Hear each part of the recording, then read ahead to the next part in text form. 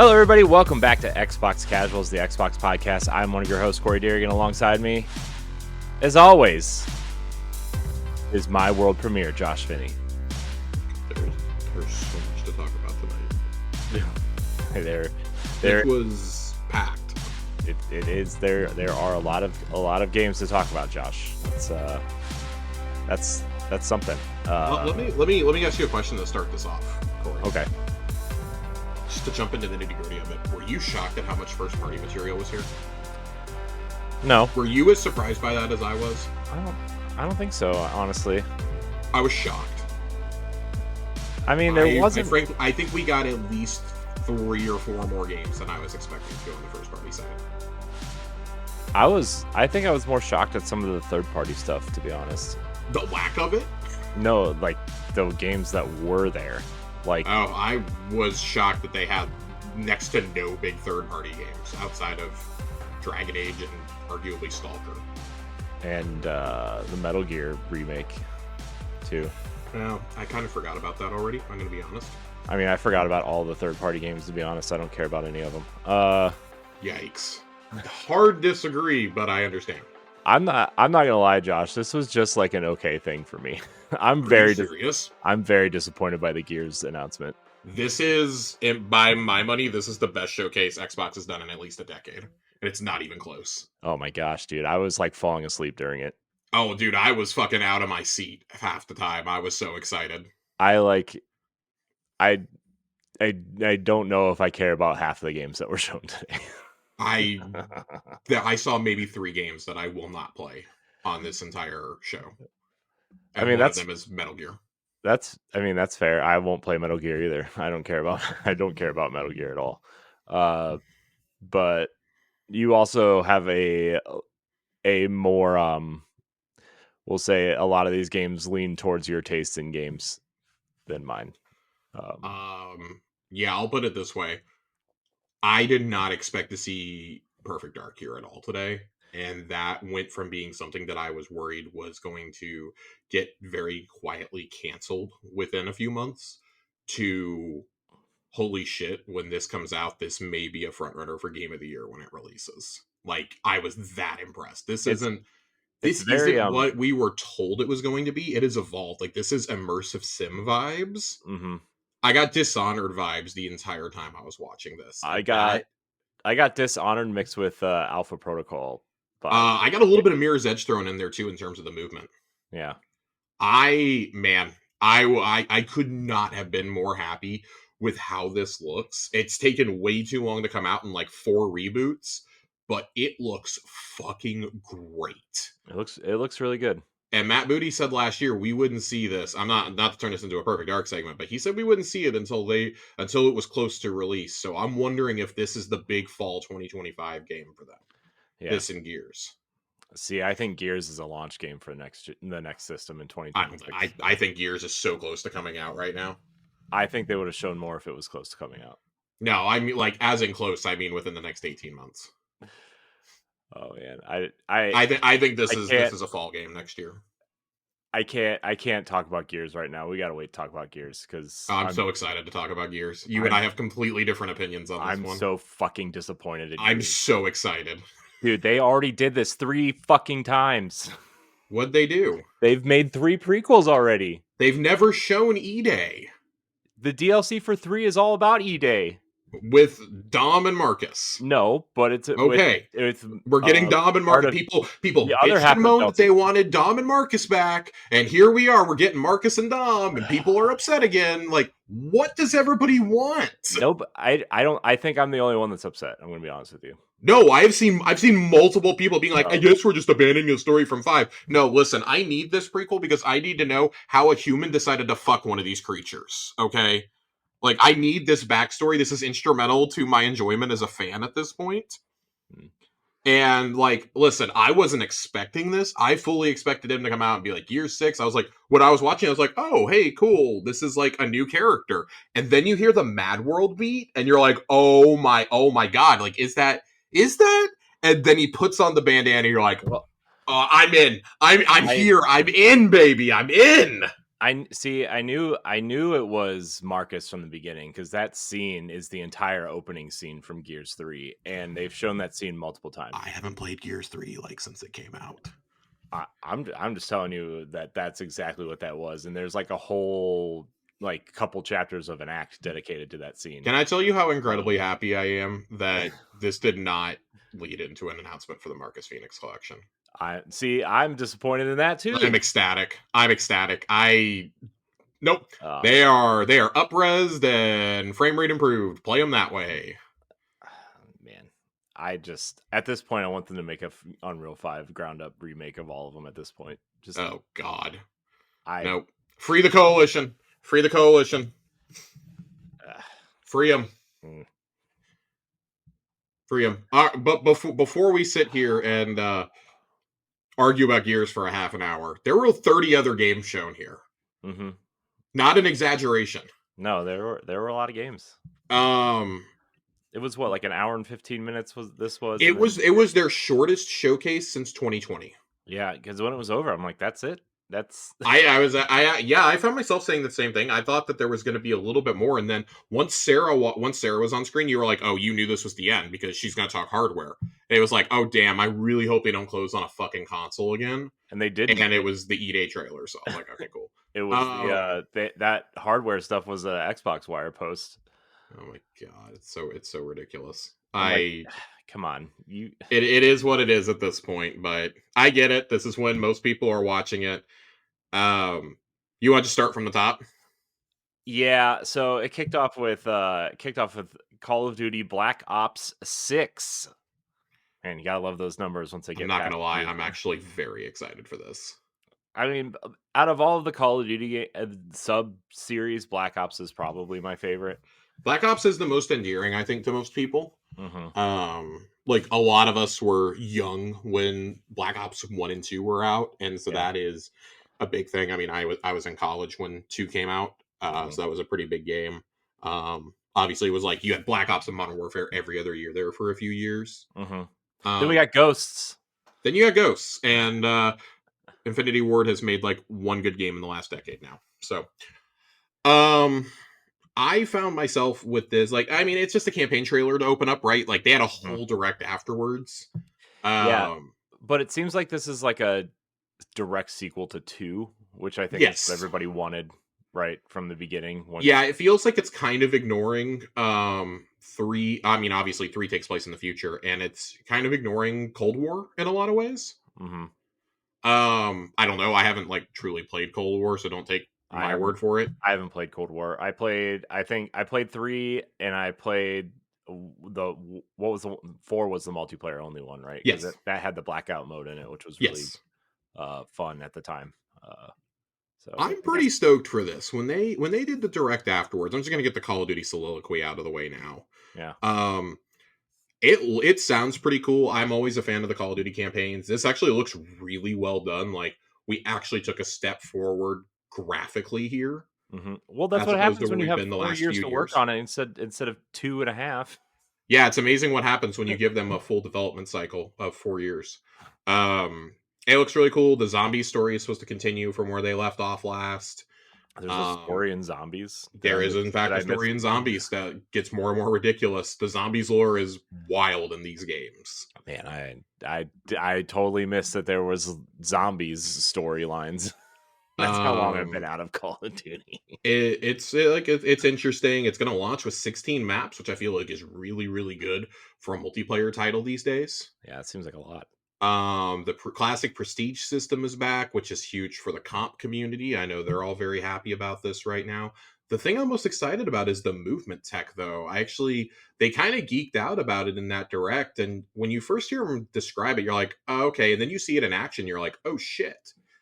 Um, any directional movement in terms of your sliding, your diving, etc. That's really cool. And Tom Henderson from Inside Gaming actually reported today that that is the first of multiple years of movement tech they want to add to the game.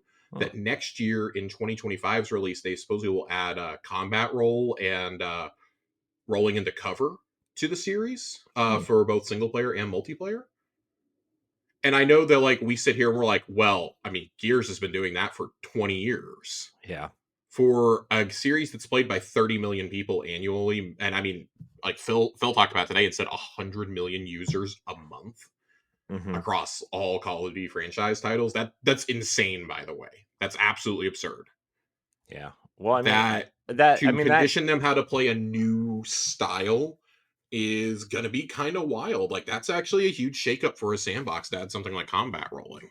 yeah, that's that includes mobile and Warzone though too, right? Yes. Yeah. So I mean, that's I mean, still a lot of 100 million players is a lot of players. Not sugarcoating it. I just didn't know if that included mobile or not because I know Call of Duty Mobile's really popular.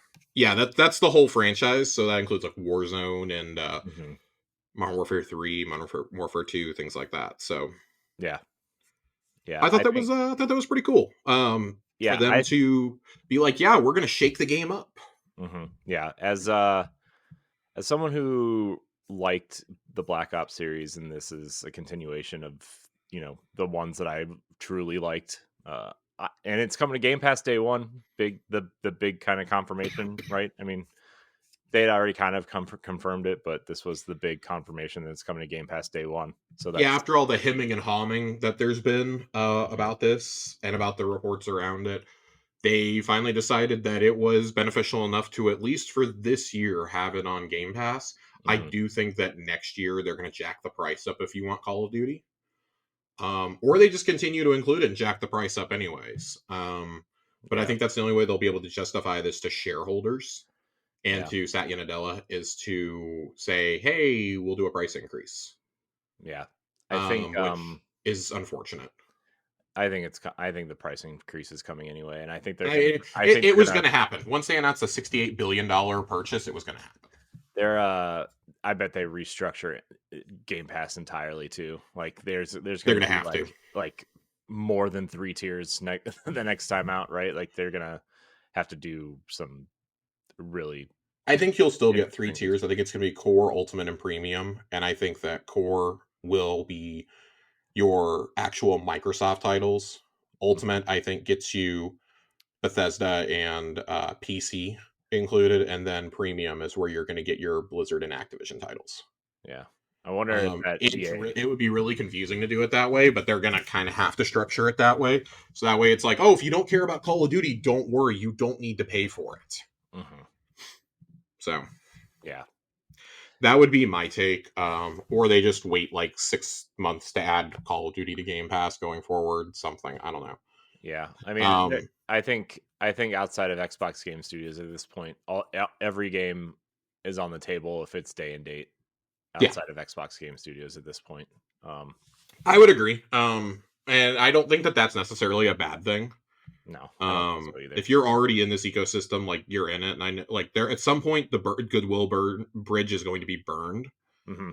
with day and date Game Pass, but not until they see those returns completely diminish. Hmm. This is probably going to inject new life into it. Let's be honest. Yeah, So I'm curious, like, and now that's a bunch of people who never would have played the franchise who are going to have who don't play it that now have it as part of their sub. hmm, So, oh, maybe they'll check it out. And like Microsoft has to be thinking, well, if they buy at least one battle pass or a skin, then it was totally worth it. hmm, If like if we can get 15% of these people who have never touched a Call of Duty or haven't touched one in recent memory to just buy a battle pass or buy a skin because they're liking what we're doing or they like the collaborations, then boom, we're in a good place. You got to be thinking that that's where their mind is. hmm.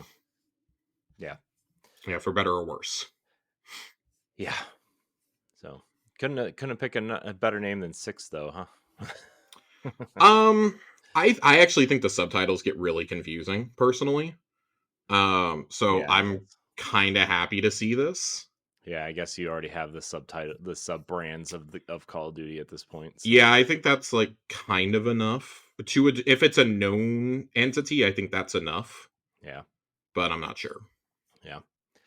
Speaking of known entities, Josh, Doom: The Dark Ages revealed. Looks pretty cool. Boomerang, spiky shield. How do you feel about Yeah, Doom? I thought that was pretty cool. I'm not the biggest Doom fan. I Yeah. really like classic Doom, Mm. but I don't think it looked bad at all. It's just Man, seeing Doom Warrior look like that is gonna. This is just continues to be the goofiest series, and I love it. Yeah. It's like Um, I it heard that supposedly this and the Diablo cinematics were the tamed down versions. mm, So I look if you're playing this, like you already know what you're getting. It's more Doom. it's more Doom, yeah. It's With more Doom. It makes sense that this is coming to PS5 on day one. I thought mhm, Phil actually gave a pretty good explanation as to why in an interview with Ryan McCaffrey this afternoon, where he says, Doom is a classic gaming franchise. Like, we want everybody to be able to play Doom. Why wouldn't we? mhm, And I think that just like kind of further confirms what they're planning on doing with existing franchises from Activision and probably from Bethesda going forward. mhm. Yeah. So yeah, Yeah, I I think uh I liked it. It's more Doom. What else is there to really say? I did like that you can ride the Cyber Dragon. It looks like yeah, it definitely looks like you that can looked do that. really cool. Looks like you can do that. Looks like, yeah, I don't know, they're adding some things to the Doom formula, and it just seems like it's working. It looks fun. I'll say that. Also, Game Pass. Yeah, Like I lost track of how many times they said that, but like they are really committing to the it is first party, it is Game Pass. yeah, which is I Might mean be the last year we hear that, but uh, I saw a really bizarre comment about this where people were like upset that they didn't announce it for PlayStation on their stage, and I'm like, yeah, it's an Xbox show. Like they'll put that in the press release afterwards.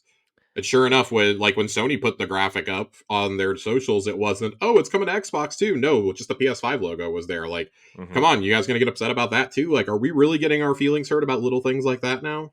Yeah, everybody was complaining about, apparently IGN Live's Xbox pre-show was sponsored by PlayStation or something. That's actually really funny. People were complaining about that, and it was like, I well, people want a you know, conspiracy wherever they look these I days. know, They're just looking for reasons to get upset. I know the I internet's don't know. I don't know how you like walk away from this and you're like, yeah, even if the games aren't for you, I don't know how you walked away from this show going, yeah, the Xbox Studio plan is in jeopardy. mhm, Like even if yeah, like, but let's just be happy we're getting quality looking AAA games. yeah, We've struggled for how many years with this? And speaking I of know, like quality looking sequels and games, State of Decay 3, man. yeah, that's yeah, Very, very little gameplay in this teaser. It was a blend of cinematic and there was a little bit of shooting gameplay here. yeah, which Kind of, which it I was mean, very similar to the Fable teaser we got last year. I expect like full gameplay either later this year or like in a developer direct next year. mhm, Um, looks cool. Undead Labs is completely rebranded as a studio. We actually got this leaked last night that this was going to be there by their mhm, own studio. yeah, Um, the coalition, it's confirmed, has come in to help train on Unreal 5 for both them and Obsidian. And yeah, Obsidian, I thought this was a cool nugget in the Xbox Wire post. Obsidian has come in to help with the shared game system. They're bringing over the system from Grounded where you can share worlds between friends. ooh, I thought that was very cool because I think that was one of the barriers of entry to State of Decay. yeah, And if you're going to evolve the world in a way that I can have a shared world with my friends, I really like the idea of that. Because I've always liked the idea of State of Decay, but I don't like the State of Decay franchise itself. yeah, And I feel like there's so many expansions they've done for two at this point that it's really hard to go back and get into. yeah. But I look forward to seeing what they cook up here. I think this is going to be cool. Yeah, I mean, I know State of Decay 2 is actually like secretly huge. So Oh, it's a very beloved game. The first one was too. The first one was really a like a cult hit. yeah, One of the last exclusives released for the 360, and we were all kind of like, "Well, that sucks. It's coming out like 3 months before Xbox One." yeah, yeah. And then they And made then it no, very quickly got a an Xbox One port announced. But yeah, Undead Labs has been in a bit of trouble for several years now. yeah, it, There was reports 2.5 years ago was the last we heard about this game when they got rid of the head of studio. They got rid of the head of HR. There were a lot of harassment complaints coming out of the studio, and that Microsoft was very upset with how long development was taking. yeah, That seems to be when they decided to change the game to Unreal 5 and bring in the Coalition to help. yeah. So I mean, I think that's smart though. I mean, I, it is. I think from just like a Them organizational and Ninja standpoint, Theory should be the ones coaching everyone else on Unreal 5 at this studio group. yeah, I mean, just from an organizational standpoint, like if everybody's using Unreal 5, everybody can like, oh, well, we need to borrow, you know, these guys to Yep. help on this mechanic or these assets or something because they're the masters of it or whatever. And it's like, it was the idea that EA had with Frostbite at one point where like, oh, well, if this studio is making, you know, uh whatever Battlefield and Madden needs a helicopter flyover, well, we can just use the asset of the helicopter from Battlefield in Madden, right? Like that was the idea, but then Yeah, it's Frostbite just it's fucked the it. Frostbite plan, but good. Yeah, that's what I was getting at. So Yeah. I'm a fan. I'm a fan. Josh, are you a fan of the way that Dragon Age the Veil Guard looks? Not even a little bit.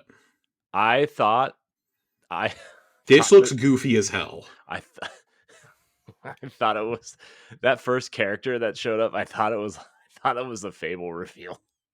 I did at first too, and then I very quickly became happy it was not the Fable reveal. Yeah. Yeah, it was. This looked rough. I'm not a Dragon Age fan. I don't care about Dragon Age, but I mean, I know enough about Dragon Age 1 and 2 to know that this is exactly the opposite of what those games look like look like and feel I've like. talked to a few hardcore Dragon Age fans today, and they are all very happy with this. Oh, really? They want to see the game. So this is a very busy week for Dragon Age. We got the cinematic trailer today. That's what they're calling it. They're doing a gameplay reveal on Tuesday, along with previews are dropping. They've allowed hands-on with outlets, Right, cuz it's and coming out this then year. next Monday, the Game Informer cover story is Dragon Age Veilguard. I'm never calling it the Veilguard. I'm calling it Veilguard. Yeah. Also, can we reflect on how bad of a name that is compared to Dreadwolf? Dreadwolf sounds like gritty and like medieval and exciting. This Well, you know why they looks changed it. stupid. You know why they changed it is No, I because don't, because I don't pay attention to Dragon Age. be, well, they thought that with everything going on with the studio and how negative it feels, they didn't want the name to focus on the bad guy. They wanted to focus on the heroes. That's silly. It feels like this game is just getting shoved out the door so that they can hurry up and get to Mass Effect. I mean, yeah, And I think they know at this point Mass Effect is like kind of the last ditch effort to save the studio. yeah. Um this I mean, it's fine. Like I have friends who are very excited for this. Hmm. They like it. They like the kind of like goofy tone. Because as I've had two different people explain to me, the Dragon Age is all about the companions Hmm. ultimately, and I was like, interesting, because I never gave a shit about the companions I encountered in Dragon Age 1. I played like maybe a third of the game and just did not care about any of the characters. I also played it like 15 years late, so Mm. wasn't a fan. But of the three medieval fantasy RPGs shown here, this hands down looked the worst. It's like not even a question for I really can't believe Microsoft must have had a marketing deal in place for years for this game to have shown it at their showcase. Hmm. I really can't believe, like, I have to imagine Phil's response when he saw that trailer was like, really? Really? Hmm. Like, you do know that we own Elder Scrolls, Fable, and the Pillars of Eternity universe, right? Like, really? Just like, I'm going to iterate this again. Oh, excuse me, 4 fantasy RPGs, because we technically had ESO shown here too. Yeah. I don't know which looked worse, this or the ESO trailer. I truly don't know which one was more underwhelming to me. I mean, I feel like it's an obligation at this point to make sure ESO and Fallout 76 show up at anything that I'm they okay. do. Like, I'm low key okay with that, because ESO always launches their expansions in June, Hmm. and they have even before Microsoft bought them. Like, I'm okay with it. It's just like a quick, like, 45 seconds to a minute being like, hey, remember us? We exist, and we're on every platform. You can play us even on PlayStation. You can play us on Mac even. Like, Yeah. Oh yeah. those are revenue bases. Like, I get it. It's the same reason Sea of Thieves gets a seasonal trailer during their big showcase. Like, this is stuff that if they really wanted to, they could just hand it to Jeff Keighley. Hmm. And I don't think anybody would even bat an eye at it. It'd be like, oh, Microsoft is freeing up like 5 minutes during its show. Big deal. Like, Yeah. okay, fine. It's a little filler content. You're reminding us you are the best place to play games as a service, like, hands down. Notice how they avoided the Overwatch of it all today. Yeah. No Overwatch today. I'm No shocked. Overwatch. I was laughing about that. I was like, oh boy, no Overwatch, and oh boy, here's a cinematic World of Warcraft trailer to remind you that exists too. Yeah. I think this year Yeah. was all about reminding you about like all the IP that they own, even if it wasn't like we have new games for these. Like Fallout's under our roof. It just had its kick-ass show. Elder Scrolls is here. Diablo's here. Mhm. You've gotten used to seeing Diablo at these shows, but World of Warcraft is here too, and like we've had Overwatch in the past. And the announcement I was shocked that wasn't here, given their partnership with them, is Riot's Valorant. I really thought It was Valorant coming to there. consoles would be a much bigger deal. Oh, I was gonna say Valorant was there. That was at so they announced it at Summer Game Fest that it was coming to consoles.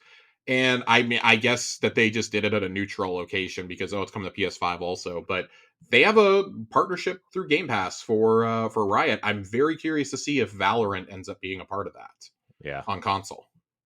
I wonder. I wonder. I'm genuinely really curious, and I haven't seen anybody pose the question yet. But that's like the one announcement from Summer Game Fest that actually matters. I think. Yeah. I guess we'll find out. What a dud of a show, man! No matter Yeah. what you think about this was 10 times better than whatever Summer Game Fest was. Yeah, I didn't watch Summer Game You Fest. missed nothing. I didn't Um, I didn't watch it. we got a couple DLCs here. Yeah. So Starfield DLC Shattered Space was shown off. I keep wanting to call it Shattered Star. I Shattered keep Space. wanting to call it that too. Did you get a Prey vibe from this? Kinda. I Like did too, and the I was little like, "Well, that's bananas insulting." After Arcane Austin just closed, Yeah, I thought it was some sort of like Prey sequel at first. like Like all the crossover, even. yeah, like especially like the DLC for Prey, what was it called? The Moon Crash, Yeah, whatever. Like that's the vibe I got from this. I got that vibe too. I'm actually really excited for the story they're going to tackle here. Let me pull it up. I had the link somewhere, and I hope I didn't close out of it. Here we go. The home planet of House Varen remains a mystery to the vast majority of citizens of the settled systems. The religious zealots that make up this clandestine faction are known only by their dangerous reputation.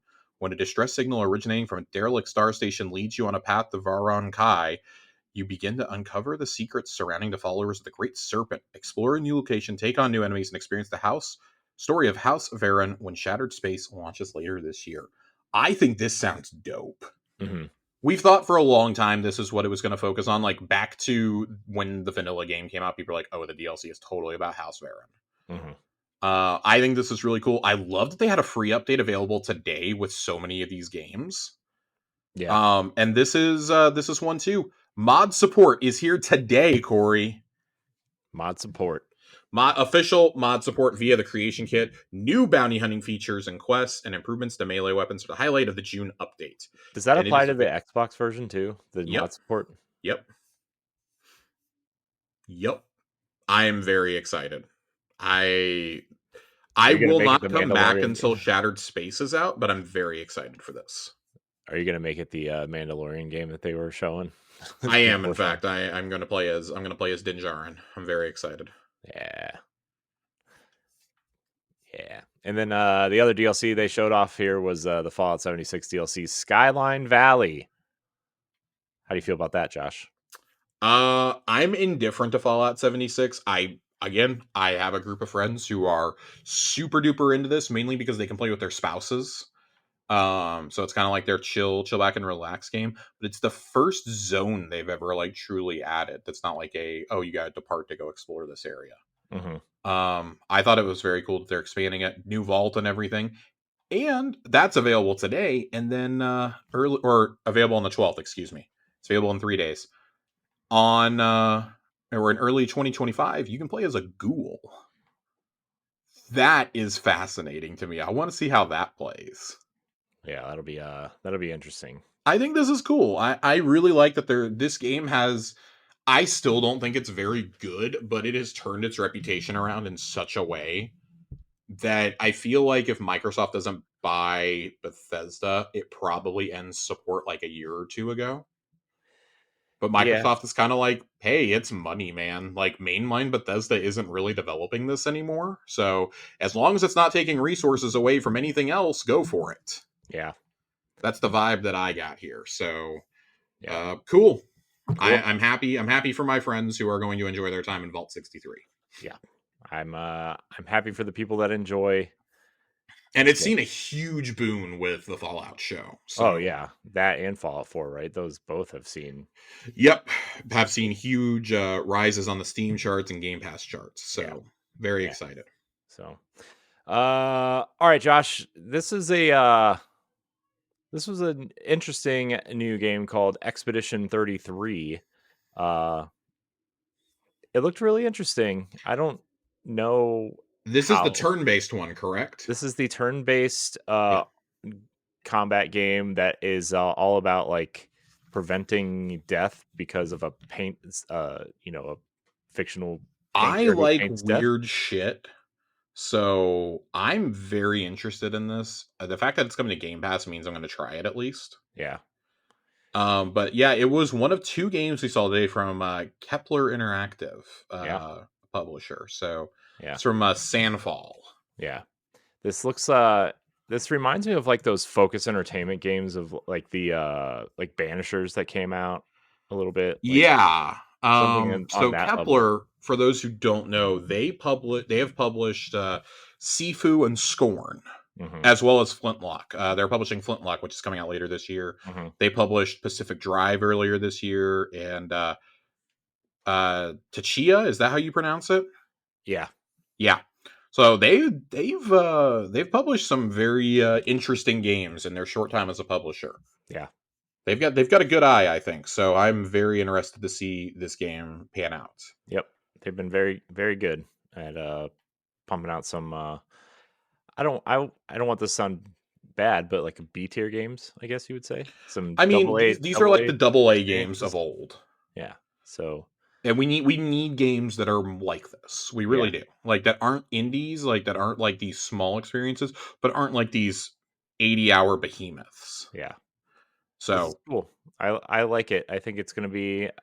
I think I think it's it's gonna gonna be be fun. very interesting no matter what. Yeah. I think the turn-based combat is an interesting choice for a game like this. That's what got me the most excited, I think. Yeah. Was that I saw somebody joke that man, it's nice to have a turn-based RPG these days that isn't about high schoolers in Japan. And I just started laughing because of course, it's about Persona. Yeah. I think it was more of a dig at Persona 6 not being there like a lot of people thought it would be. Yeah. Well, I mean, they want all the focus on metaphor, right? They're not gonna Yeah. have Yeah. Persona 6. And Microsoft has the marketing on that too, so it makes sense. Yeah. Um but Yeah.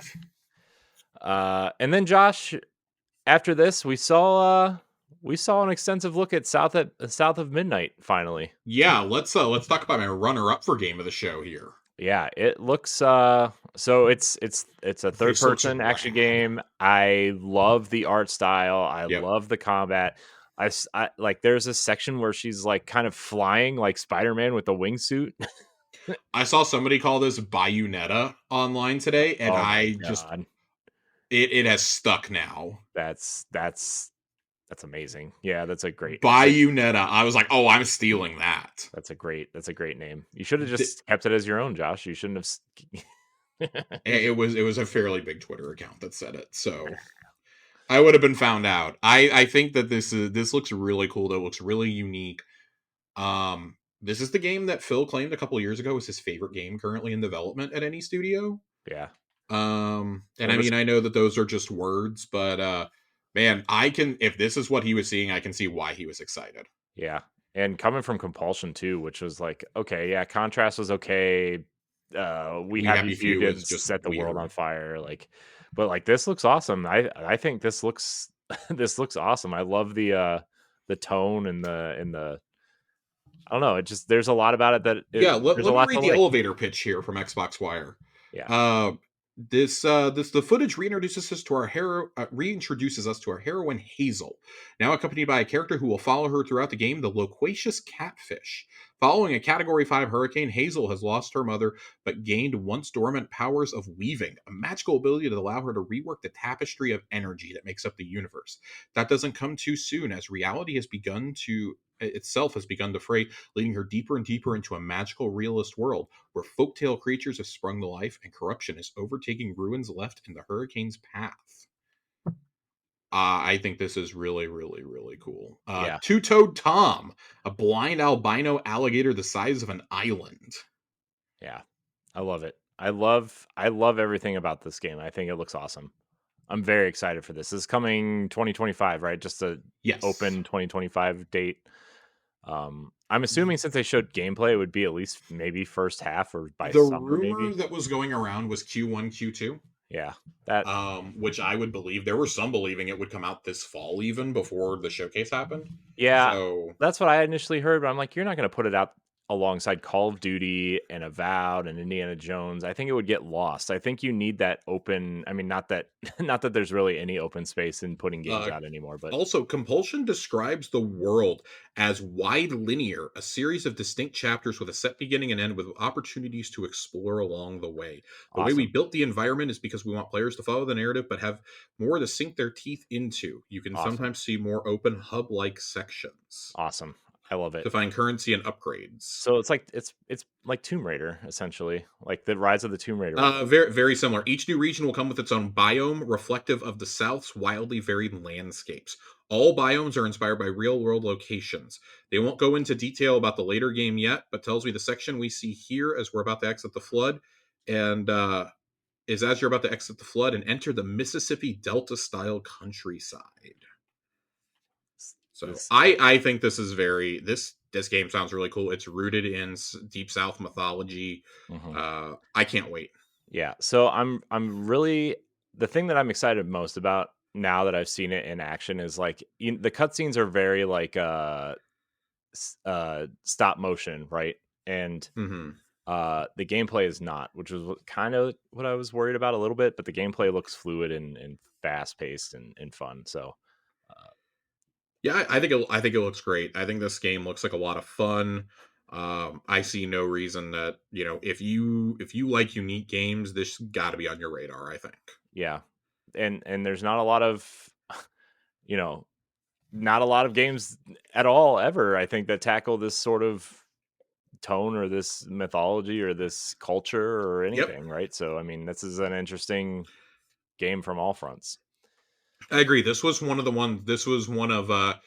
two or three games I saw getting unanimous praise today. Hmm.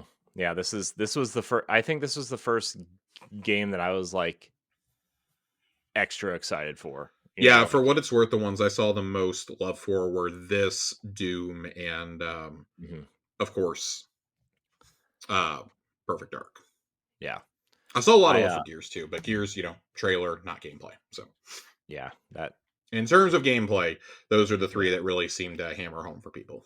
yeah. I mean, if I was a Doom person, I think Doom would have gotten me excited, but I'm not exactly a Doom person, so. Uh, but you know what? You know what? You know what? Old game showed up here, Josh, with a new something. It was World of wow, Warcraft. Yeah. wow. This Some was very much a hey, please remember that we own this thing. yeah.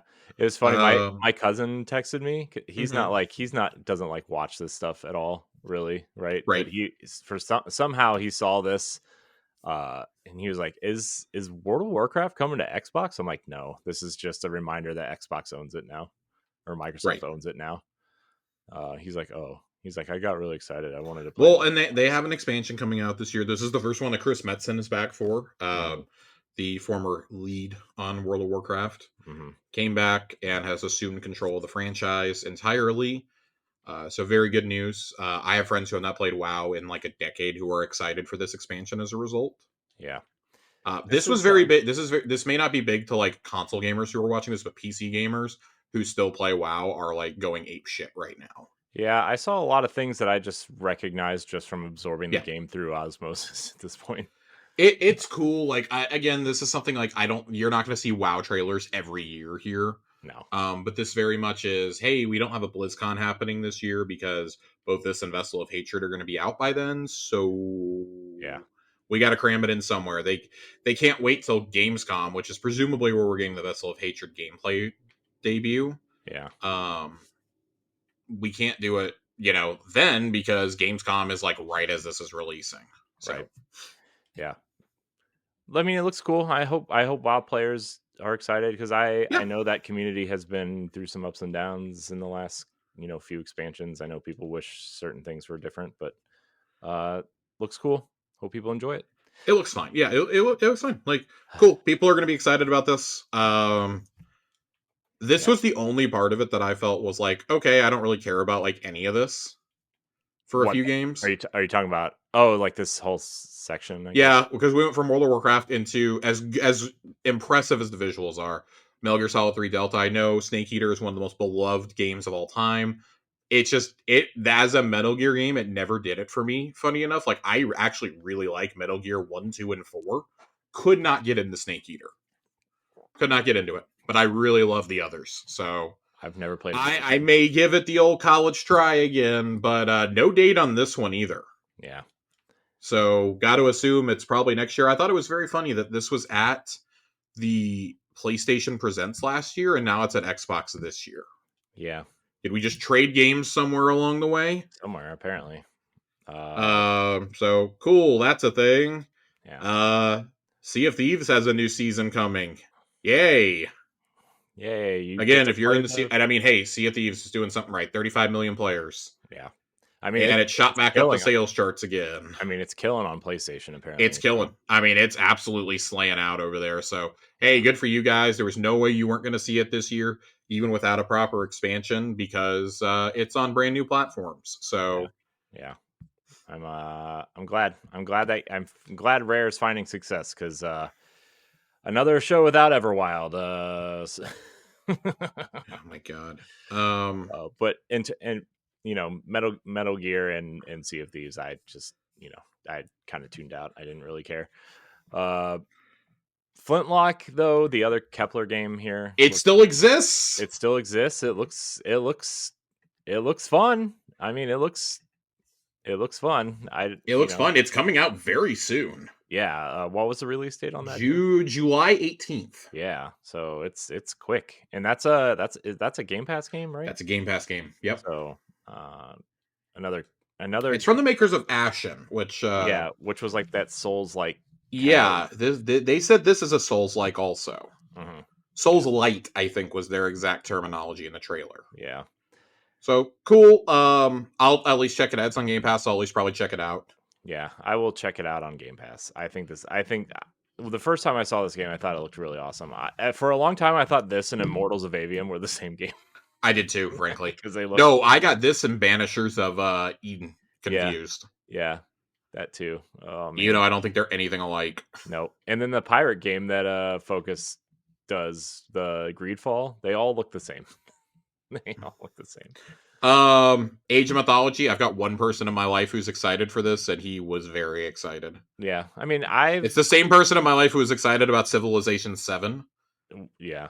Well, that makes sense. So I used to love Age of Empires, and I still have a soft spot for it. But Age of Mythology, I just never got into. I was a Rise of Nations kid, Hmm.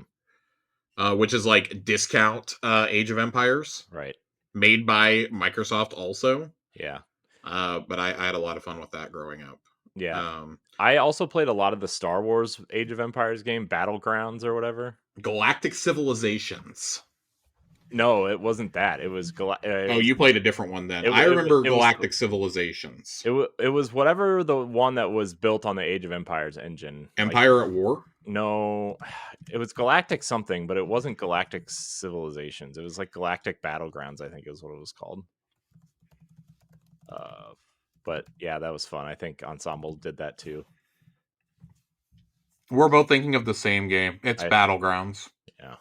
I thought it was Galactic Civilizations. Nope, Galactic Battlegrounds. Yeah. We both thought of the same game. Yeah. And then they put out the episode 1 and 2 expansion, and I thought it would be really fun to try to make my own scenarios based off the movies, and that It was not. It was not fun. I think that the coolest little detail about this is that it's coming to both console and PC on the same day. Yeah. Speaking of games like this, though, where was Aura at? Yeah, I know. That's supposed to come out this year, and I feel like it's also a 4X or whatever you call it experience, and I'm like,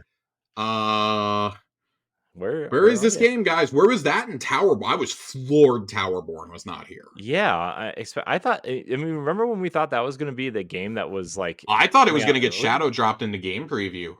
Yeah, The games I was really surprised that and 33 Immortals. Very surprised neither of those was here. Yeah, Um, that's weird. I wonder. I I mean, mean, 33 Immortals just had a tech test, yeah, so and that's going to launch in the game preview when it does come out. Towerborn, the word is that it's going into early access later this year. Could be a Gamescom thing. Who maybe. knows?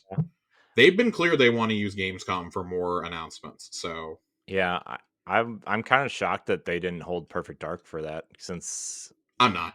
or I'm not. Put it at your main show. Show you have confidence in it. not Perfect Dark, Fable, I guess, because it's a European I mean, studio. if this is the one show that people are going to watch this year, like I'd rather have the heavy hitters here. Sure. And like Towerborn, people like at least they might not remember it, but they at least know about it because it was center last year, Yeah. and it's been playable at Gamescom in the past. Yeah. So I would expect them to have it again there, just to kind of keep the train rolling. But can we move on to my game of the show? Sure. That Perfect was Dark, baby. Perfect Dark. I thought you were gonna say mixtape. Was Mixtape the next one? No. Okay. I actually really like Mixtape, but Perfect Dark, man. This looks fucking awesome. Yeah, Perfect Dark looks a lot different than I thought it was going to look, but in a good way, I In a think. very, very, very good Because way. I'm like, how are you gonna make a because when I think of Perfect Dark, I mean I just think of the N64 game, and I mean Perfect Dark Zero. You can just call whatever you want, but Yeah. I mean it's basically a fast paced first person shooter. I'm like, how are you gonna do that when you own Doom and Halo and Call of Duty now? Like, how are you gonna differentiate a first person shoot? And they did it. This is a slow paced first person immersive spy game. It It's looks like. funny that you say that because in the Xbox Wire post it says Team Perfect Dark doesn't want this to feel like any one genre. It takes elements of FPSs, immersive sims, and stealth action, but blends them into a seamless whole. The goal is to offer a true secret agent fantasy and let players use their various tools and abilities the way they want is key to it. Yeah. I'm This is a reboot, by the Yep. way. Yep. Yep. Which is good. I'm glad. I'm glad. I mean, nobody. You are set in future Cairo, also. Yeah, which is cool. And Um, it seems like a dense like city instead of going yes, multiple places, except for the end. They clearly tease going to space because aliens, right? I mean, I mean Perfect Dark. yeah, So, that's what I um, mean. Like, Perfect Dark is about the aliens, so the essentially, near future world of Perfect Dark has been impacted by the Cascade, in which the planet has suffered from a series of environmental disasters, rendering entire regions inhospitable to human life. In the wake of the disaster, a hypercorporation known as Core Mantis steps in to create a solution known as the Gen Network and deploys it in Cairo, restoring ecological balance and creating a freshly walled city insulated from the hostile environment outside to become a center for technological innovation. In its wake, other hypercorporations step in to continue that regeneration, but as you might expect, not all is as it seems, and their motives are less altruistic than they appear. It's key what? that the setting communicates a hopeful future, seeing a world with both destruction and restoration, the bleakness of the past countered with a sense of promise. Yeah, I mean, it sounds cool. I'm more excited than I was. I mean, like I'm if you've been paying attention to anything about the initiative at all, you like this game just never like you said that either before we started recording or at the very top of the show, like we thought this was going to get quietly canceled and just kind of pushed away, right? And Yeah, I was absolutely convinced it was going to be quietly canceled because Rebecca Valentine reported last summer about this game and the troubled state it was in. yeah, I mean, they Um, brought Crystal Dynamics in to basically yep, take over save the development. game essentially. Yeah, I mean, they've basically taken over development. The initiative has lost almost everybody that they've hired, right? So, Yeah, I want to read Rebecca's tweet real fast about the reveal. Really happy to see Perfect Dark teams have rallied. It looks like they found a good direction and are committed to it, and glad the one they landed on has a mirror's edge vibe. yeah, it looks really Reb good. is one of the best in the business at what she does, so we pay attention when Reb writes an article. And two studios that she's covered in the last year were featured in this showcase. So Yeah, I'm very happy Perfect Dark dude, I'm found its footing. so excited about this. This looks awesome. There is a risk reward for going quiet, going loud, lethal, non-lethal, close quarters, taking down multiple enemies at once. It looks awesome. Mhm. This looks so I can't wait. This looks so cool. Yeah, it looks good. I'm glad that they found a way, right? It Yeah. seemingly to different because that was I mean, I just said it, but like I was worried that they wouldn't be able to find a way to differentiate it, and they clearly have. So, They clearly have. I think that. I mean, I was at the point where I was ready to start calling for maybe we need a change in leadership at that studio, or to hand the project off to another studio like the Coalition or something. yeah, Because it's not being made by a huge team, maybe yeah, establish a team at another Microsoft studio and have them overlook it.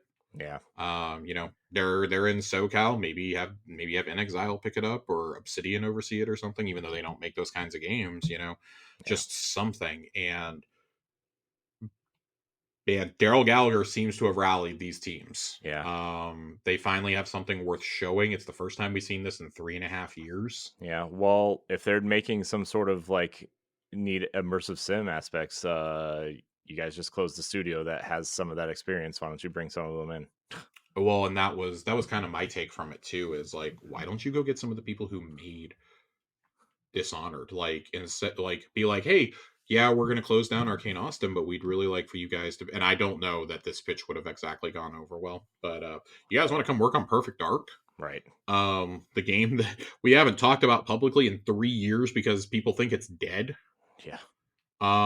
But yeah, it's hard not to feel that this team could have benefited from like Harvey Smith coming over, Yeah. or some of the lead level designers on Prey. And granted, a lot of people who worked on Prey and Dishonored have since left Arcane Austin. Right. And a lot of those folks, I believe, have actually joined like either Arcane in Lyon, or they went to another Bethesda studio, or they came here. We know they recruited some from there. Um, it's just that's a very specific niche, and when you're good at it, that's all you want to make, and that's all you should be making. Yeah. It's just be aware that those games probably aren't going to make you a ton of money. Yeah. So I'm stoked for this. I think this looks awesome. This is clearly out pre-alpha gameplay. It looks beautiful. Yeah. It looks awesome. It looks beautiful. It looks fluid. This is obviously a very controlled vertical slice that we saw, but Yeah. I'm stoked to learn more. Not dated, but if I had to guess, this is targeting next Christmas. Yeah. I would say this is a next holiday game. I would say it's either next holiday or early 26, with it being undated. But this was the highlight for me. I think it was totally out of the left field and unexpected. You could have closed on this, and I wouldn't have blamed you. Yeah. I The actually am really surprised they didn't close on. I think if you swap this in Gears, you probably still get the same reaction, but you would have left like, okay, jaws are on the floor that they ended with fucking Perfect Dark because they're that confident in it. yeah. Or you open the show with it even, but it was obvious you were going to open with Black Ops. So Yeah. maybe not obvious, but they want to remind you that they own it. Yeah. Yeah. All I right, mean, Corey, what's next? Phil was even wearing a Black Ops t-shirt. So, so Diablo 4 Vessel of Hatred was shown off. The opening cinematic of the DLC was shown off. So, and then they reminded you 3 times that this game is on Game Pass. So, they really want you to know that Diablo is on Game Pass and that they own it. I love Diablo 4. What did you think of the cinematic? I think this is awesome. Diablo is a very gruesome series, so Yeah. this matched the tone. This made me cringe a few times just because it was You are gross. not the only person who said that to me today. I mean, this is exactly the reason why I don't play Diablo, was this cinematic. I really liked Diablo 4 though. I haven't gone back to play the seasonal content, but I have really enjoyed Diablo 4. I played it a lot last summer. It was my game of the summer. I put it at number 10, I think, on our rankings for game of the year. Yeah. I look forward to playing more of this. Hey man, when Rod Ferguson works on something, I pull up. Yeah. So I have a I have a Rod Ferguson comment later when we get to Gears. But that'll I'm very excited for this. Yeah, I mean, I'm happy that this seems $40. It's a $40 expansion, which I think is more than fair. It is not included in Game Pass, which again, more than fair. Yeah. Yeah, I agree. Fable. They did another kind of reveal of a character, right? And it was still pretty funny. Not as funny as the last This one. is clearly the player character. Yeah. She was in last year when we saw the little tiny gameplay snippets, but wasn't officially I was revealed. talking about the hero of Albion. Oh, the leader of the Heroes Guild? Yeah. Yeah, that's who I was talking Yeah, about. yeah, yeah. No, they I still like this. I think the tone is great. yeah, I've got a couple friends who are pretty leery on it. One, because it's a new studio handling it, but two, like the vibe, like it's very British in its yeah, humor. I'm excited. This I'm feels like very excited. I think that the open gameplay segments we saw look really good, but we need to see more combat. This again does not have a date. I actually wouldn't be shocked to see a gameplay reveal, like a full-on gameplay reveal at Gamescom. yeah, that's what I was thinking. Because I think this is either first half next year or it's at the latest it's summer. Yeah, They want this out before Grand Theft Auto. yeah, They want to avoid, everybody and their mother wants to avoid two things next year, and that's Grand Theft Auto 6 and the launch of the Switch 2. yep. Speaking of speaking of things, Josh, that weren't at the showcase, when was the last time Forza didn't show up on an Xbox showcase? I don't know, but I was actually really happy that Forza wasn't there. Yeah, I'm just gonna be 100% with you. yeah. I mean, I They gotta fix motorsport still. I know they're working on it. It's a lot better than when it came out, but if anything, I thought maybe Horizon could show up here. Um, yeah, that feels like it's being saved either for next year or for the launch of the next console, whenever that is. yeah. So 2026 is what they're saying, 2026, right? but then it's like, ugh, do you really want to have Horizon 5 have a 5-year life cycle? Like that, 3 years is already, I think, kind of like the max they want to do. But with them just having a new motorsport out last year, that may have given them a bit of a buffer. Yeah, Um, I don't know. Like maybe you just do another DLC for it down the line. Who fucking cares? yeah. I Put some more also think that Legos in they've it. pulled a lot from that team to get Fable out the door. Yeah. Oh, I'm sure. I mean, The confirmation that Eidos Montreal is in fact working on this game. It's been reported, but I don't think it was ever officially confirmed. yeah, Eidos officially confirming today, yeah. Well, so that's good. very excited for them. We love to see quality teams get work. Yeah, especially ones that are in danger of being closed by the Embracer Group. Yes. So, So then they go to work for the American Embracer Group. jeez. Except, No, Microsoft's this was not. cool. This was Except, cool. except Microsoft's not in financial trouble. Just. No, they're not. They're just stupid. Oh man. Speaking of, I don't know. There's no good transition for this Valorant trailer, which I thought was the Overwatch hero. It was. Okay, so I had to rebuff my stream during this. Yeah. I actually was completely unaware that Valorant was here. Yeah, there was a short Valorant trailer. Okay, okay, It just said coming to consoles is what it said. that makes sense. So, Okay, um, so ignore what I complained about earlier. yeah. Well, I thought you knew it was there, but they just didn't make it a big deal. Is No, what I thought. I did not know it was there actually. I did like them saying that they came out and clarified a few things the other day that there is not going to be crossplay Yeah. between PC and console. Controllers are still not allowed on PC, and it'll be only Xbox and PS5 in their pool. So Uh-huh. I like that. I will give this a shot. But yeah, this is a totally different shooter than I think most console players are used to. Yeah. I mean, this is like And this I is mean, like when it they is put free to counter. play. I just really wonder if the Game Pass perk is still there for it. I think the PC perk is still there. The PC perk is still there. That's why I'm curious if it's going to be Yeah. for what you call it Yeah. for a console. Mhm. After the Valorant trailer, we saw a game called Frag Punk. I was excited for this for about 20 seconds until they said it was a 5v5 hero shooter, and then I turned my brain off. Yeah. Well, It looked really cool, and then they ruined it. I don't even have it in my notes here. yeah, this is the year the hero shooter returns. I mean, That's how upset I was. I don't even have it listed here in my notes. with Concord and this, and then like Overwatch doesn't even show up. And then we saw Winterborough, which was that kind of I think this looks artsy neat. mouse game. Looked interesting and neat Yeah. and different. Very different from the rest of the show, right? I mean, very clearly something that it seemed like Phil was excited for it. So afterwards, so I don't know if you saw any of his tweets or not, but he seemed very excited for this afterwards, and I'm glad that they showed something like this because this seemed to be the section where they started showing stuff like this because we saw this, we saw a mixtape. I think mixtape looks awesome. I still have no idea what mixtape is. I'm very excited for this game. This is probably my indie standout of the game, of the series, of the show. This was my indie standout. This was what, that 90s kind of teen comedy. Yep, which is exactly why it pertains to me. You look at the music that they have in there, and those are all bands on my playlist. There's very clearly a Ferris Bueller reference in the trailer where I'm okay with it. I'll allow it. I mean, Ferris Bueller is one of my favorite movies of all time. So I will allow any 90s teen romp style game to come out and be okay with it. Because guess what? Later on, they also addressed another series that I love with great music. Yeah. Maybe there won't be Nazi symbols hidden in this one. Oh God! Wait, what was there?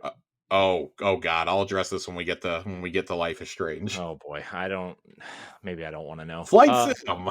Speaking of Nazi symbols, Flight Sim. They showed some old timey planes. Flight Sim is cool. It's got its audience at this point. It's got a huge audience on PC. This continues to be cool. I love the addition of the Red Bull races in particular. But so also, fun. I mean, they have so many different types of flights you can do now. Yeah, it's very cool. I dig this. I will probably play it just a little bit just to fool around with some stuff. But yeah, until Asobo is going to make me a Top Gun Maverick game, I'm probably not interested. There's jeez, I forgot that DLC wasn't there DLC in the first one for that? I believe there was, but I want a real Top Gun game. And then Dune, what a weird. Okay, flying the Omnicopter looks really cool. I'm not gonna lie.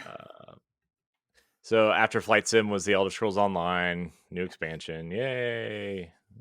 Yay! More ESO. If you were the audience for this, you're the audience for it. Congratulations. 10 years of it though. 10 years. 10 years. Now let's get to Life is Strange. Josh's game. I adore the first Life is Strange. It is one of the most special stories I've ever played in a game. I played it at a very low point in my life. I really enjoyed it. The second and third did not really capture the same magic for me. I didn't dislike them, but I didn't like them as much. I think Max was a really endearing protagonist. And then if you play Before the Storm, which was the prequel, it also, it sets up the events of the game. I thought that was also really cool. The reveal that this is Max from the first one was really, really cool to me. Yeah, I saw a lot of people really excited. I'm very stoked for this. I'm less stoked that Deck 9 is making it. And let me state my case here. Deck 9 has said in the past they were not fans of the first Life is Strange. So why are you making a game with Max? Second of all, there was an expose that came out less than a year ago about how Deck 9 had a real culture issue going all the way up to studio leadership that is now no longer there, of harassment, of predatory behavior, and also of putting Nazi iconography into Life is Strange 3. Jeez. Hiding it in ways that you would really, that it's a dog whistle to, anti-Semitics and, white nationalists and things like that. You really would only notice if you are, and you would only have knowledge of if you're super duper online. But it's enough that it's there and people were noticing it overtly when they were playing and testing the game and reporting it. Yeah. It was this whole ongoing saga. Reb wrote a great piece on it at IGN. Highly encourage you read it. But yeah, I'm excited for this, but it's hard for me to get too excited knowing that it's coming from that studio that still has culture problems.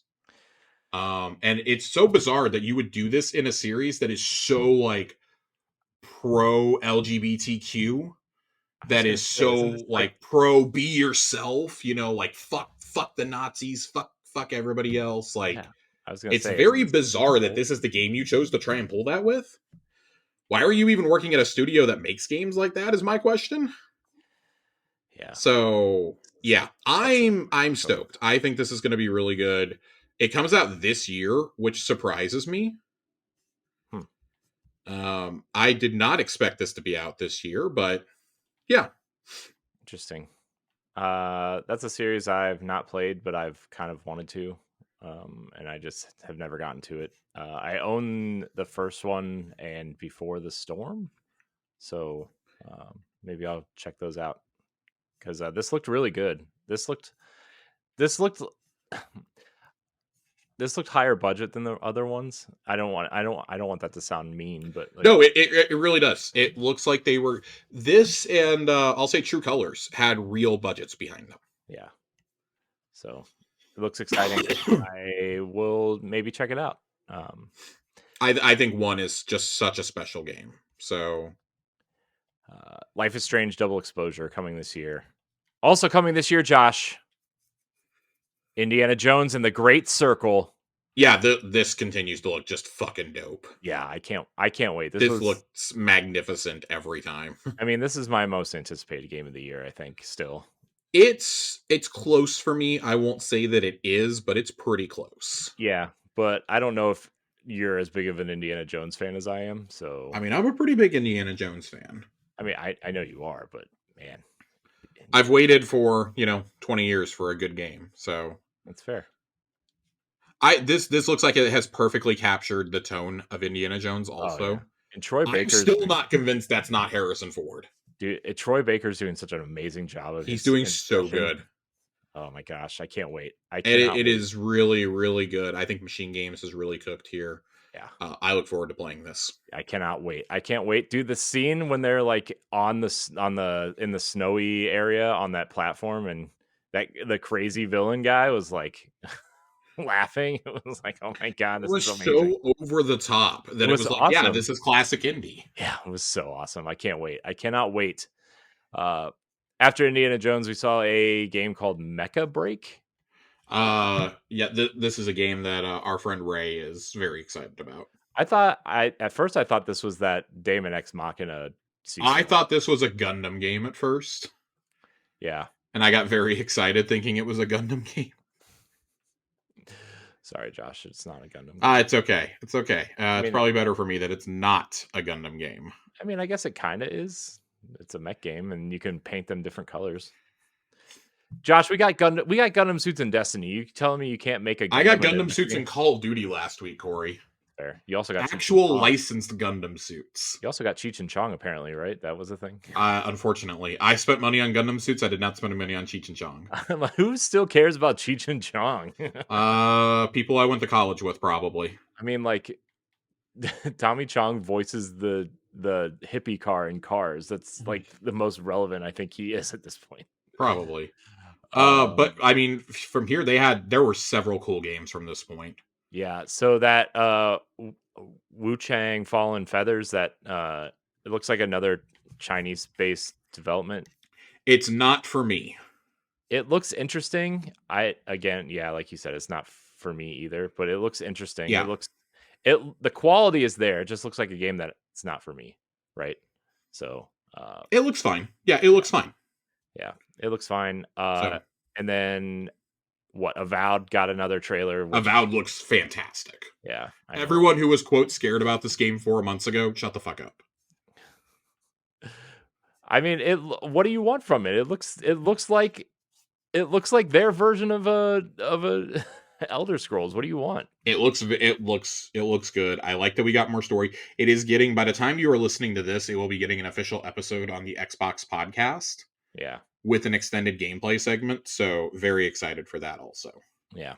I mean, it looks good. Continues to look good, right? So, uh, the next game that they showed was called Atomfall, which looks like it's I don't know. It gave me We Happy Few vibes, Josh. Or what was Adamfall gave me discount Fallout vibes. what was that game that came out last year? That had kind of Bioshocky vibes, but Russian. The Atom. Atomic Heart. Yeah, that one, Atomic Heart. Yes, that's kind Which I of. only ever heard one person be excited for, and I don't take their opinion seriously. I don't know if I heard anybody talk about I that will game. I will tell you after. Oh, okay. Is it somebody we know? Yes. Okay. So I will tell you after. Okay. uh, so that's kind of the vibes that gave me. Yeah. Assassin's Creed Shadows continues to impress me. I need to see actual gameplay. I mean, I love Assassin's Creed, but I don't. that's my. This has me interested, but like it's more Assassin's Creed. We have like 15 of these. Find a new game. Find a new series, guys. I mean, it's continues to sell I millions of copies. unfortunately it does for all of us. Uh, I really like the way the series is going right now personally. So I wouldn't mind. I wish they wouldn't come out so frequently, but uh, If they would just give them more development time, like give them 2 or 3 years to cook instead of like having it be annualized. Sure. And I know they're not the same studios working on them, but like it feels like half of Ubisoft is on Assassin's Creed and the other half is on Tom Clancy games at this point. Far Cry game, the next Far Cry I just kind game. of like lump that in with those. Yeah, I Just feel like some random team gets drawn out of a hat. You're making Far Cry this year. yeah. So neat. It looked fine. Yeah, it's fine. Whatever. Stalker 2 looks great. Yeah, I mean, I think I'm people will. excited. I think I'm more excited because of the journey that this studio has gone on, Yeah, and that's I will 100%. I was already going to play the game. I will 100% be supporting them after everything that them and the developers have replaced. Which, while not here, was playable at Playdays and got a Xbox Wire post a yeah, couple days ago. yeah. I'm glad that they're getting. Both are on track for this year. I'm glad this game's coming out. I'm glad that they are not Safe. yeah in a war zone right now anymore. Like Yeah, the they are studio now in moved. the Czech Republic. Yeah, so So that was exciting. And then Josh, Sarabon came out, and the conference ended on Gears of War. They brought back the of War, which I know a lot of people are excited about. yep. E Day, which is a prequel to the first game, 14 years before the events of Gears of War 1. You very clearly see Marcus is at his father's house looking for. This is clearly the event where um, he's looking for his father and he has to make the tough choice, which is why he's in prison in the first game. Right. So this is clearly what this game is going to lead up to. In my opinion, I was a little disappointed it wasn't Gear 6, to be honest. I really just want to wrap Gears at this point and move Yeah. as much as I love Gears, like I want to move the story forward and let the coalition work on something else outside of Gears, and that's clearly not happening now because they're making a prequel and Gear 6 still has to happen at some point. Um I don't know, man. This is the fourth time we've revisited something before the events of the first game. I'm not I'm into it. still so okay with this. I I'm I love it. I'm I tired. love it. I mean, that's I'm clearly in the minority of this, but this kind of I was not the biggest fan of the gameplay in Gears 5. oh my I gosh, Gears really 5 is the best one. I love Gears 4 Gears so much. 5 I was not a fan of. oh, we're the opposite. 5 is fine. 5 is fine. It's perfectly fine. 2 and 5 are I my I favorites. don't think that 4 or 5 was necessary if you really want me to get wild. I think it should have ended with 3, but Well, yeah, of course money. it should have ended with 3, but like if you're going to make Money. a sequel, at least make if you're going to keep going, keep make them good, I right? mean, they So, did. They made 4 and then they made 5. yeah. I mean, that's what I'm saying. If you're going to do it, make them good and they were good at least, so I mean, but I thought this was a flashback, and it was going to lead into Old Man Marcus with Kate doing some cool mission, and it didn't. It showed up with Dom, and I don't know, man. I've seen this scene in 3 separate games now, and I'm tired of it. I'm done. I will play it because I love Gears, and I guess I'm sure it'll look great and it'll play great, but like I'm really tired of the before stuff. This was the quickest way to get me involved. I'm not gonna lie. This has me. If this is a more streamlined Gears than 5 was, I'm infinitely more excited. The open world bullshit of 5 got on my nerves very Oh quickly. well, this game takes place entirely in Jacinto, so get ready for open world shit, Josh. I mean, it's one area though, like it's Jacinto, so I'm not like, oh, I gotta take the fucking sled around, you know. Yeah, I'm much more okay with this. yeah. It could be worse, so I mean, yeah, I still think this is cool. It was totally out of left field. Nobody expected this. Part of me still wonders if this is the game that the smaller team is making and that Gears 6 is still in production. Um, but I will note the coalition did come out and say that, hey, just because we're putting this out doesn't mean that we're not doing Gears, that we're not going to finish the story in 4 and 5. Like Yeah. we saw an opportunity to do this, we wanted to do it, and we did it. And I think I'd rather have the studio make something that they want to make rather than something that they're expected to make. Yeah. I So I mean, I agree with that statement 100%. As a fan of Gears and as somebody who really likes where Gears 5 and 4 and 5 are going, I was expecting to see that story get wrapped up because it's been so long, you know. But I do agree. This should be the second to last mainline Gears game. yeah, I The final one needs to be the one that wraps everything up in six. yeah, I think with 6, right, like you gotta put a bow on it and start something new, in my opinion. I love Gears, but you gotta start something new. Um, so that's just where my opinion was at this point. I don't know. I don't know if I have very much else to say about Gears E Day. I think the tech was impressive in this trailer because it was running in engine, right? Supposedly. I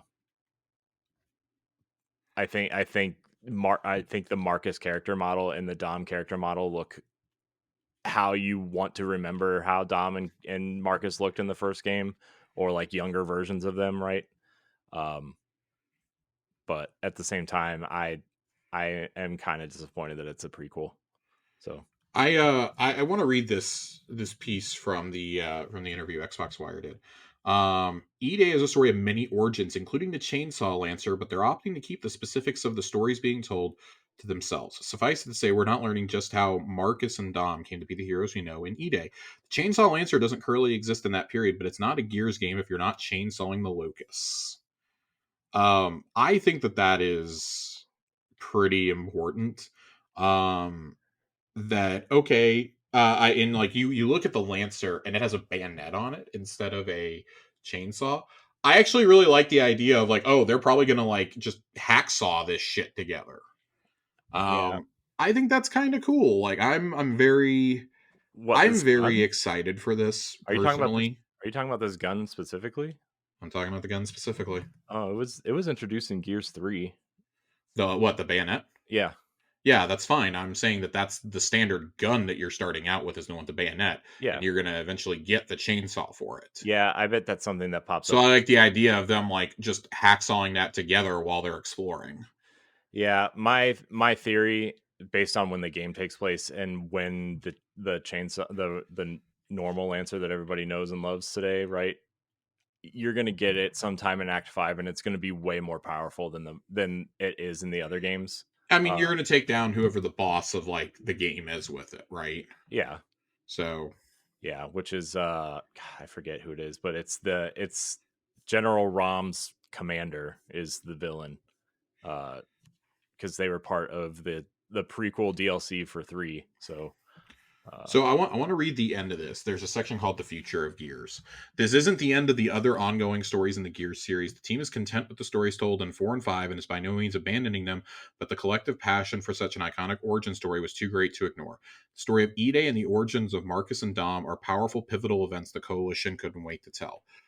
We're not retreating from the storyline in Gears 4 and 5 in any way, but in this moment, we had an opportunity to write our next step, and this one felt too good to miss. It's also important to note they do not consider E-Day a spin off. It's a completely new entry to the mainline series set earlier in the timeline. The events of the game not only serve as the origin tale of the two beloved characters, but also adds detail and context to the period that will resonate throughout stories told that will follow. They're not the locusts are not yet the foe that our characters are accustomed to fighting. They're mysterious, formidable, overwhelming, and an unforeseen horror that Marcus and the rest of Sarah must learn to deal with before it's too late. Everything that happens in E-Day shapes the future of the Gears 4 franchise for the better. mhm. I to throw this out there, I actually have a theory on why this is a prequel. Uh, We're gonna see who fucks somebody to make Kate's mom. no, no.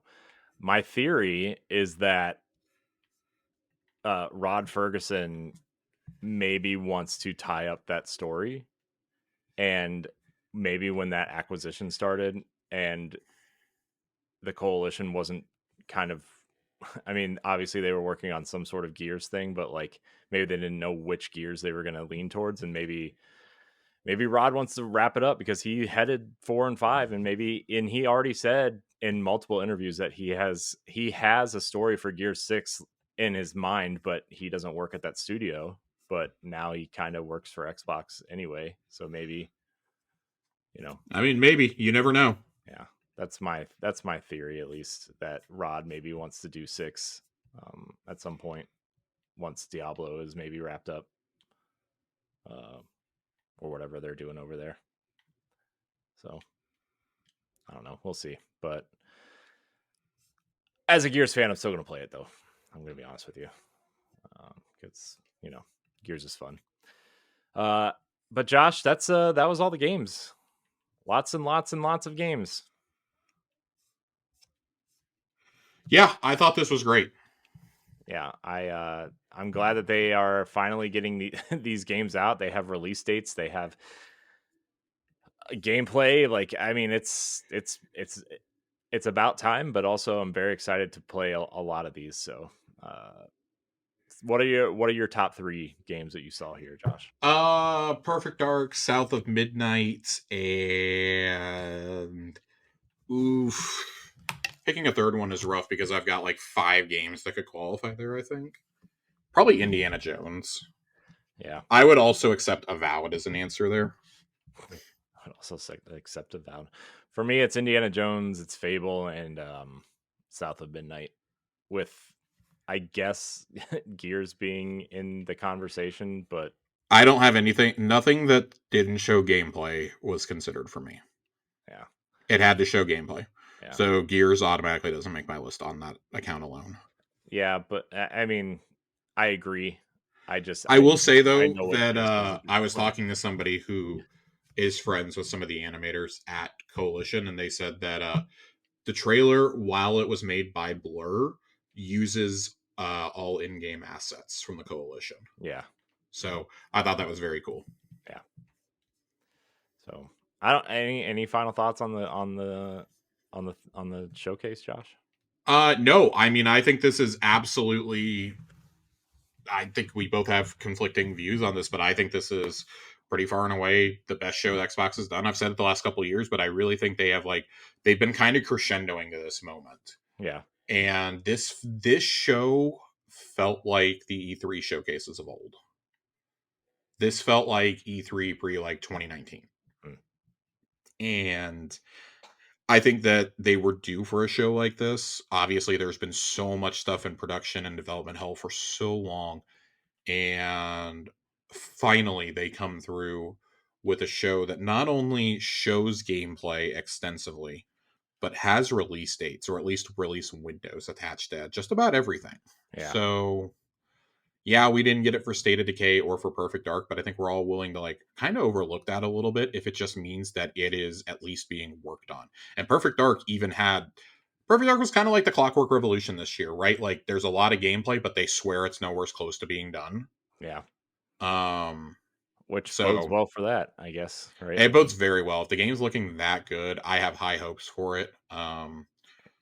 Yeah, I think this was a killer show that they needed. It was a little bit shorter than I thought it was going to be, Yeah, but hey, sometimes shorter is better. If you don't have that much to show, don't show stuff just for the sake of showing it. I'd rather it be a shorter show than you cram a bunch of CG announcements in yeah. I mean, I would or a rather bunch of like filler content like we talked about with the Sony showcase last year or even their show this year. Their show this year was bad. Sony's. Yeah. Oh man. Yeah, the one they just did in May was bad. It was, So, it was not amazing. it's not great. So, Is there anything that wasn't here that you're shocked wasn't here? Towerborn. Uh, Towerborn's the one I keep coming back to. Um, Beyond that, I guess I don't really. I'm a little surprised Replaced wasn't here. That game hasn't been seen in 3 years, but it was playable for the first time this week to press. yeah, And I mean, it was branded with Xbox and everything at Playday, so I'm really surprised it wasn't here. yeah. Well, I mean, maybe they're saving it for Gamescom. I mean, it's supposed to be a day one Game Pass release also, so I would expect. I think previews on it are coming out this next week because it was Mm, at Playdays. yeah, Um, I look forward to it, but I mean, no. Other than that, I think just about everything I expected was here. I had a list of games that I thought were going to be there, and they pretty much nailed them. aside from those two, I can't really think of anything else that I was like, oh yeah, that needed to be there and it wasn't there. Mhm. I'm a little surprised Double Fine didn't show up. Yeah.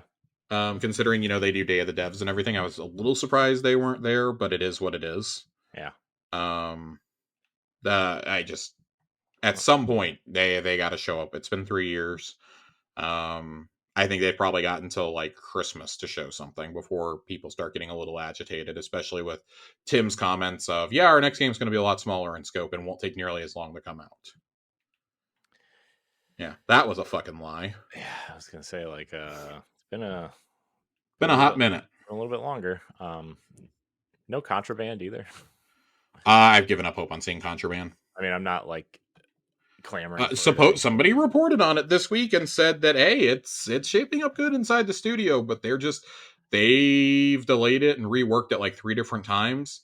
The time to get that game out was probably this year, because guess what? Next year, you're releasing a game that's a vehicle heist game. You're putting that out in the same year as GTA 6. Good luck. Yeah. And then Avalanche did layoffs this week also. So, yeah. So good luck, guys. Good luck. Well, that's it. Xbox Game Showcase in the books, Josh. Another one in the books. Is there anything else in the news happened this week that we need to hit on before we get out of here? I mean, there wasn't very much that I was excited for from Summer Game Fest, really. So no, I thought outside of Monster Hunter Wilds and the Alan Wake DLC, I think Summer Game Fest was actually a complete dud. Yeah, I don't even remember anything that was announced besides Alan Wake 2 and that weird Lego Horizon game that's coming to Switch, apparently. That was very weird. It's like, that's what? So, yeah, so Summer Game Fest, not Summer Game Bust. Anyways, let's go ahead and get out of here, Josh. I want to thank everybody out there for watching and or listening to this episode of Xbox Casuals. Tell us what you're excited for. We want to hear. We want to know what you're excited for. Josh, thank you for your time tonight, as always. I appreciate you. Where can we find you? Twitter, @Josh_Finn, 2 N's. Besides screaming at the TV and the Mavericks. Oh. Feeling okay, Josh? No. Oh, man. I'm pulling for the Mavericks, man. I got to tell you. Well, we're going to lose. So the only question is if we lose 4-0 or 4-1 at this point. Kyrie's out here shooting tour dates. Tour dates, Jesus. So. Oh, man. That's, well, you can find me at I am CorianHD on the social media. You can find us at Tower Casuals. Corey, the man is 5 of 13. He's shooting tour dates. Well, it's fair. I hear you. I hear you. Check out Tower Casuals every Friday, our sister podcast. This is every Tuesday, although it's a day early for all you guys. So enjoy that. Thank you everybody for watching and or listening. And until next time, we love you. Goodbye.